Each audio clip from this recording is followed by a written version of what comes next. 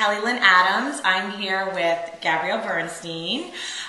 If you guys don't know her, she is a best-selling author of this book, Add More Ing to Your Life, A Hit Guide to Happiness. She's also a life coach, a motivational speaker. I like to call her a Loveatarian and a happiness guru. So the reason why I wanted to interview Gabrielle Bernstein is because she is not only a mentor to me and she's not only a friend, but she's a spiritual sister, and she is, most importantly, has made a huge impact in my life. And she's making a huge impact in thousands of women's lives all across the world. International. Well, it's true. And she's the creator of herfuture.com, which is a community for, to find a mentor, be a mentor. And it's just really an amazing website. So if you're not on it, get on that like ASAP. So thank you for your time. And I'm going to ask you some really good questions. Yes. So, the first question is for the people that are out there that don't know who you are. How did you get started? Okay.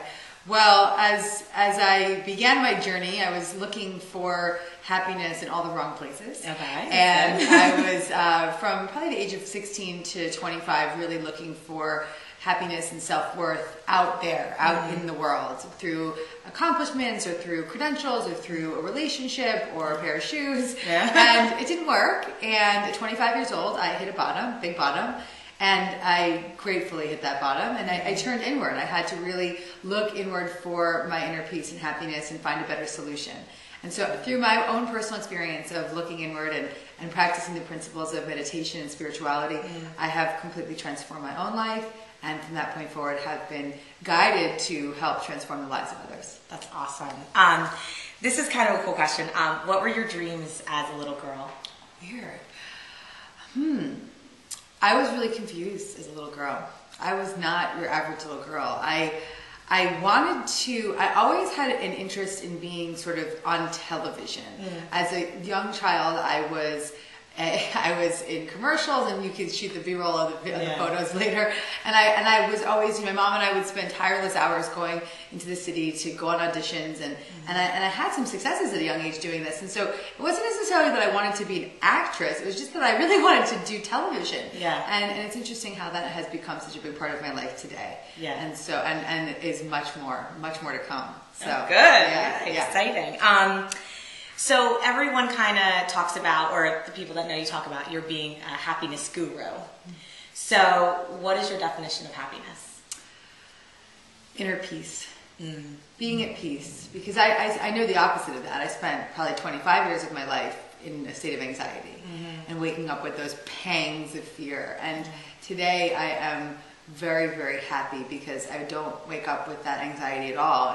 And the very, very infrequent times in my life when it is there, it's an opportunity to grow more and to deepen my spiritual relationship to my ing. Yeah. So inner peace is what happiness is all about. That's awesome. What would you say is your biggest obstacle to date, and how did you, overcome it? I guess I've been lucky. I haven't had too many obstacles, but I have had some, early on in my career, even now as things are getting bigger, I have had some people try to pull me down. Yeah. And as you know, I like to perceive obstacles as opportunities. Yeah. So I've used these experiences with those individuals, or this one individual in particular, to really just grow spiritually, grow my forgiveness practice, really strengthen my understanding of defenselessness and strengthen my understanding of detachment and forgiveness. And as a result, this experience of someone trying to create an obstacle in my life became a really big opportunity to learn something. I may have had major breakthroughs as a result of this obstacle. So I don't perceive obstacles as obstacles. I see them as opportunities. Okay, and then what's one thing you could tell someone that if they're going through, either a boyfriend cheating on them, or if they're going through career problems where they don't like something they're doing, or they want to become an entrepreneur, or even family issues, because the holidays are kind of, in full swing, what would you tell them? What advice would you give to them? Anyone that's in any kind of crisis or in a discomfort of any form, the best place to start is to just have the willingness to change your mind and the willingness to see things differently. My willingness to perceive all that obstacle I was referring to as an opportunity is what led it to become an opportunity, is what allowed me to practice the forgiveness, is what gave me the energy to want to release her and to do that work. And so it's genuinely that willingness to see things differently. And that's really number one step. Okay, that's great, and you talk about it in the book, in the Add More Ing. So, guys, you have to get this. And I guess what's really cool is the next question is: what are the top 3 things that motivate and inspire you? Meditation. Okay. You, the young women in my life, the people in my community. I think number 1 is the women in the world, and I say women just because. It's people in general, inspiring people and people that are eager to change. When I read herfuture.com and I see some of the comments and I see the outreach for help, I'm not happy that people are struggling, but I'm thrilled that there is this conversation that people are asking for help. And this is like, I get like high on this. I'm like, yes, I have answers for you. And so really, genuinely, the people in the Her Future community, the people that are ready to show up for this conversation and be part of this experience and this journey with me, and my meditation practice, and I think in general, lately writing has been one of the most inspiring things for me.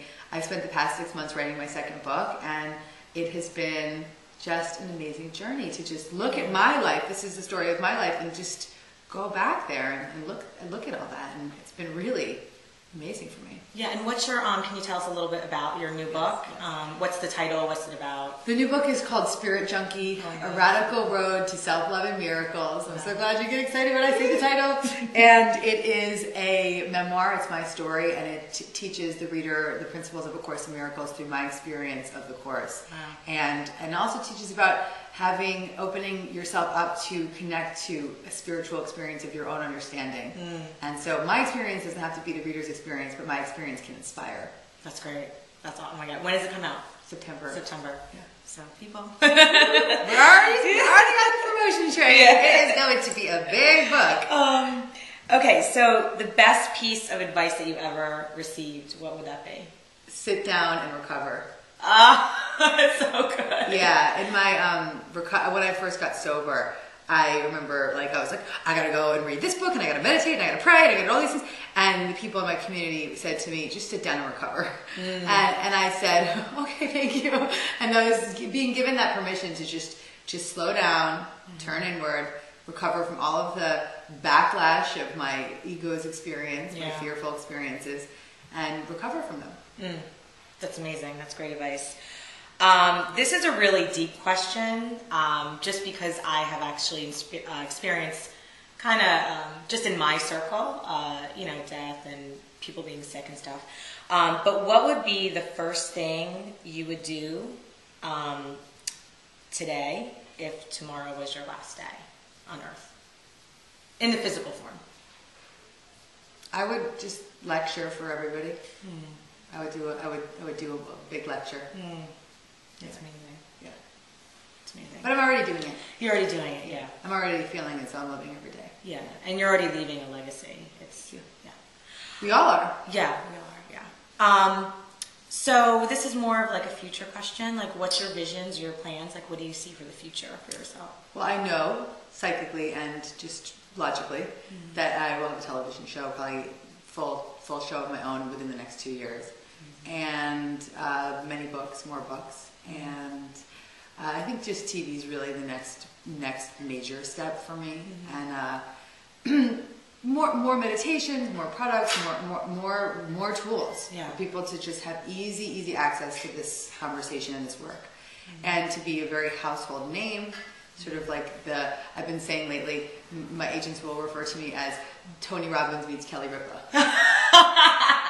Or Wayne Dyer meets Oprah or something like that. Yeah. So, that's great. And really being a household name for this work. Okay. And is there any one last thing that you want to say to the people out there? Or? Yeah, I guess join me on my new website, gabbyb.tv. And you can also, if you're a woman, don't miss out on the Her Future experience. As Kelly mentioned, it's my greatest accomplishment is herfuture.com. and it's our accomplishment. It's all the women that are on the site that carry the message and support the community and the conversation.